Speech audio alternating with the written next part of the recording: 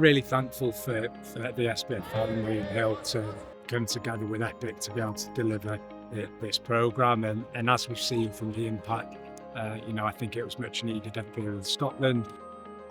Myself and Don have been able to get around to all the clubs, and that hasn't been easy. The logistics behind part-time football, full-time football, the schedules within the football clubs, and then you've got the clubs that are playing in Europe as well. So to get around and to have nearly completed this particular programme, it's exciting, and I think seeing the impact and the report from that as well shows how impactful it's been and how needed this programme was.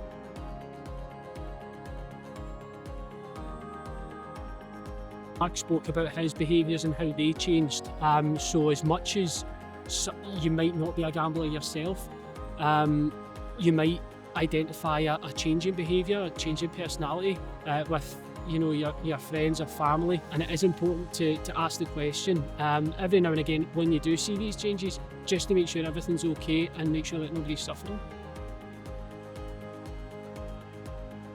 In this industry, obviously you have a lot of free time, like you're in hotels overnight or you're away international, you're in a hotel every day, and it's like you're just sat there left to your own devices doing whatever on your phone, and it's easy to get roped into that, especially in this environment where there's a lot of gambling, like cards and on the buses and all that sort of stuff. So it's easy done, and I think seeing what he's went through, it just reassures that that's not the path you want to go down. I'm not trying to tell you to not gamble whatsoever, but to realise when it doesn't become fun and it's spiraling out of control. I think it's, if you are someone who is struggling, that you really do need to sort of maybe reach out and speak to people. And not up here in Scotland, there's plenty of people that you can do that with. So if you were someone who was struggling, it's really important to reach out and get that help if you need to.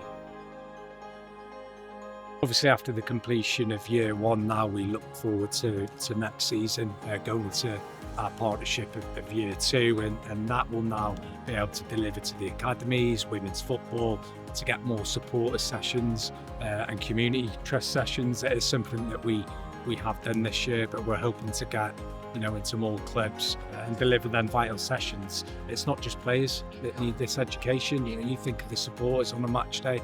It's also part of their culture, so it's really important that they're educated